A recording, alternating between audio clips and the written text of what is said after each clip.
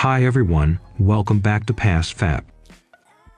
Normally, if you want to remove WinZip password, just extract it and enter your password.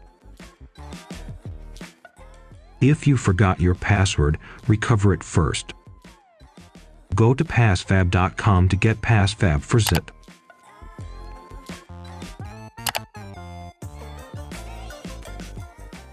Click Add to import your locked zip file. Choose one password attack method. Select dictionary attack if you have frequently used passwords. Select brute force with mask attack if you remember something about your password.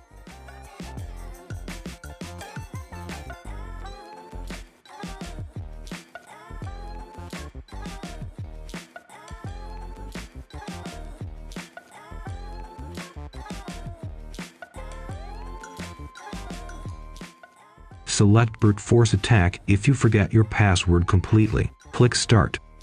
It may take long if your password is complex. Just wait patiently. Once done, your password will be displayed here. Copy it to extract your WinZip file.